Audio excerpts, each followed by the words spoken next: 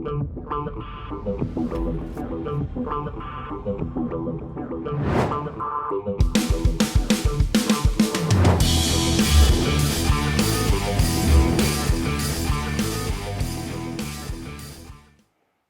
up, my friends? Todd Falcone here. Welcome back to another episode. And today I want to talk to you about the true meaning of commitment as it pertains to succeeding, in anything, but specifically we're going to talk about network marketing today. So I find it fascinating how many people get involved in our profession and say, giving lip service in other words, say that they want to succeed.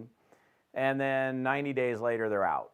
Like they come in with a give it a shot attitude. Like, I'm going to give it a go. And even sometimes people say, I'm going to give this 6 months and we'll see where we're at. Or I'm going to give this, and if you give yourself a timeline, like anything other than infinite, like I'm doing this until, what you're doing is you're giving yourself a bunch of different potential exit options. And you're going to exercise one of those exit options at some point in the future. Quitting network marketing altogether, looking to see if the solution is in some other company, some other opportunity, which it typically never is. And I just want you guys to understand really what does it mean to be committed? And being committed does not mean that you have to go all in all the time, every day, all day long, and that you have to give up everything else in order to succeed. It does mean, in fact, what I'll say is this, like when I began this network marketing journey 3.5 decades ago, 35 years ago, the moment that I joined my very first network marketing company, I made a decision, okay? And the decision was, I'm gonna do this deal until I figure it out. I'm going to do this deal until I get it figured out. And, the first 2 years, think about it. Like 2 years in, I had nothing to show for it except credit card debt and, creditors chasing me. I had no financial return. I had some great education and some great learning, and that was awesome. But, financially speaking, I had nothing to show for it. And, most people would, who didn't have a commitment would probably give up. And I think there's something valuable about making a decision to do it until. And there's something powerful, and I'll give you a couple of examples of what I'm talking about. Like when you decide that you're going to do this until you succeed, okay? There's no timeline. Like, I'm doing this, and I'm doing it until I win.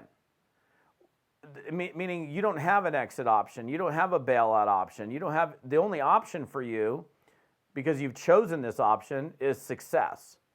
Now that success might happen now, it might happen next year, it might happen in a few years, and the timeline is going to be different, but if you were to do the right activities, commit to the right activities for, in this case, we'll just call it an infinite amount of time, meaning there's no 6 months, 9 months, 12 months, or we're not giving ourselves a timeline. You're going to do it until you win. Then what's interesting is the universe works in weird ways, right?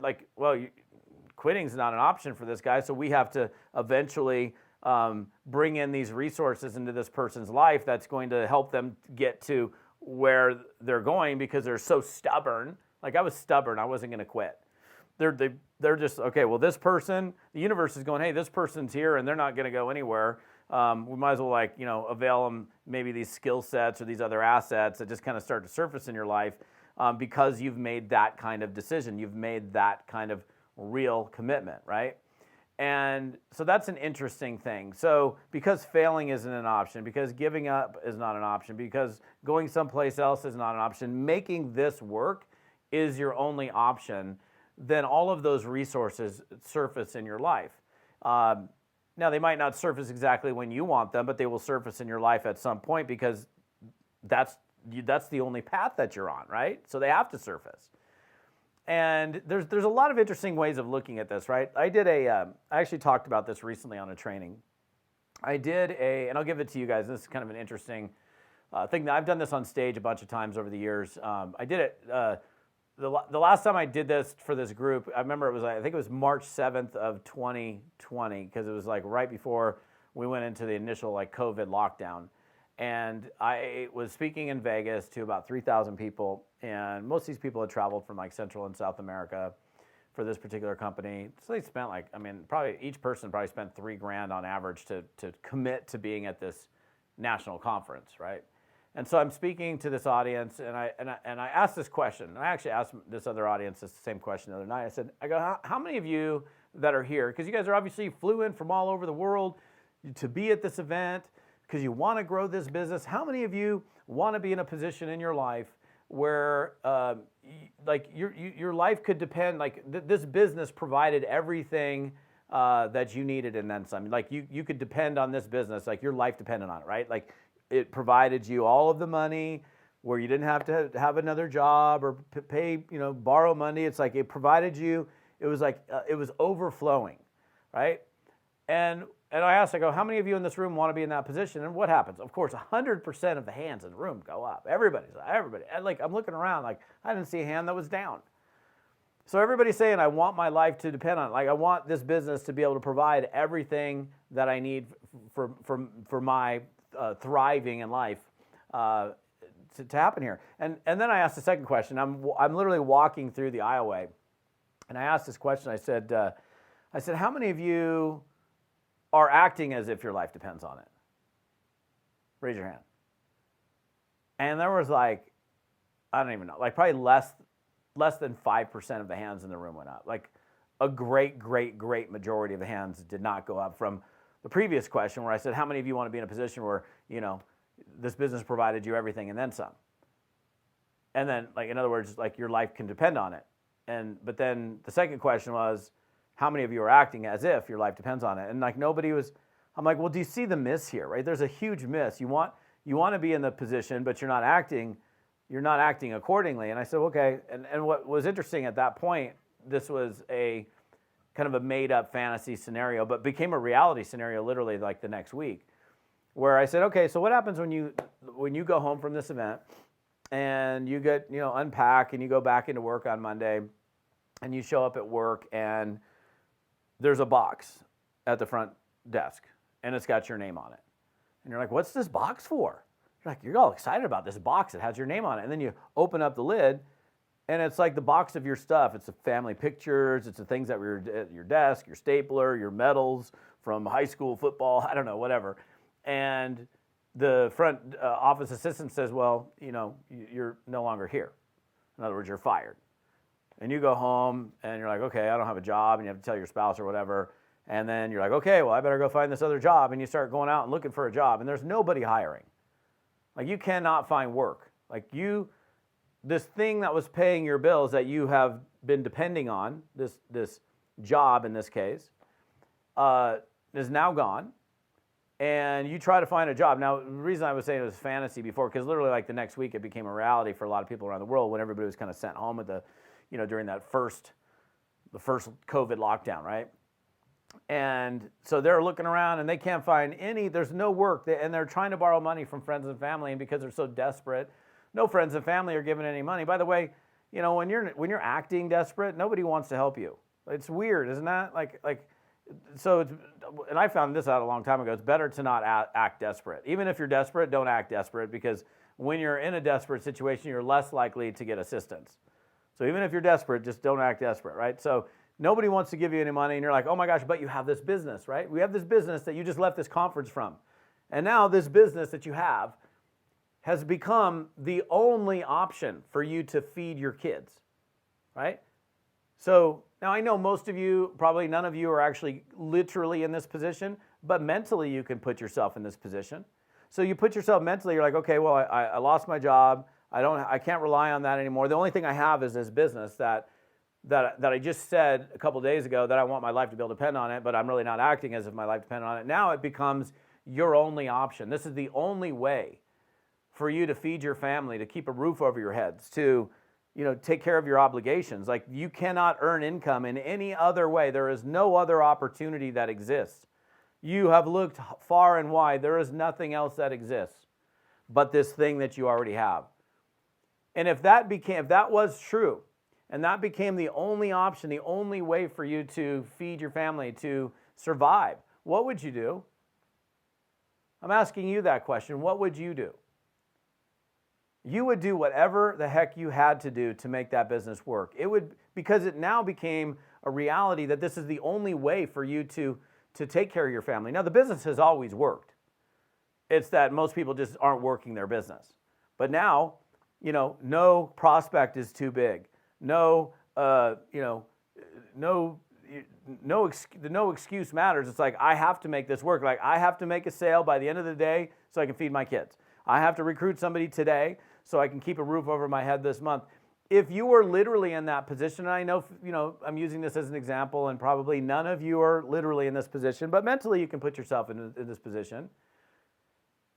Now you're acting because it's the only option that's available to you. You're acting in a totally different manner. Now you're acting because your life truly depends on it. You're acting as if your life depends on it. And in order for you to have your life depend on it, you need to act as if your life depends on it. Okay? Does that make sense? I hope it does. That doesn't mean, by the way, that you have to, for those of you that are not literally in this situation, you got a full-time job, which is great, but mentally you can put yourself in that position. Maybe that'll be the motivator, that'll get you the drive, that'll get you moving. But you now are in this situation that there's no excuse, there's no fear, there's nothing like, I have to make it work. Can you mentally put yourself in that position where it's like, I have to treat my business with a level of commitment where I must make this work? Like I don't know who it was, there was some sailor, some warrior back in the day, maybe some of you guys watching or listening to this will know, where it was like, burn the ships, right? And they came to a shore and they burned the ships. And so it was literally do or die, right? So they didn't have a way to retreat, right? We talked about that already. No exit option. And I realize that, some of you aren't in that position. And I want you to understand that commitment doesn't mean all day, every day, 8 to faint or whatever, like, 7 days a week. Some of you might have 5 hours a week to build a business. You can still act as if your life depends on it at 5 hours a week. You can, and there's a phrase that I've used that kind of goes along with this, part-time but fully engaged, right? So you're building in part-time hours, but you're fully engaged in the business, even though it might be 3 hours a week or 5 or 10 hours a week or whatever it might be for you, the time that you have available to work your business. Some people have more, some people have less. But the time that you put into the business becomes laser focused. It's like you get some, like, again, going back to that example, if this thing, like this business that you're in, was literally, in this case, literally, your only option, what would you do? And your kids are not going to eat. Your kids are becoming emaciated. You're about ready to be kicked out on the street, and there's no place to stay. You're literally going to be living you would do whatever the heck you had to do. You would wake up early, and you wouldn't dilly-dally. You would wake up early and you would get after it. Who are you going to prospect? I don't care. Anybody that's breathing. I'll talk to anybody, anywhere, at any time, because I got to eat. I'm going to go. Nothing's going to stop me, because you're now backed up so against the wall that you have to come out fighting. I mean, there's two things people do. They'll either flop down and go, okay, I'm just going to live on the street, and I'm just, which I don't think any of you guys are going to be doing that, right? Or you're going to come out swinging as if your life depends on it. You're going to be fighting for your life.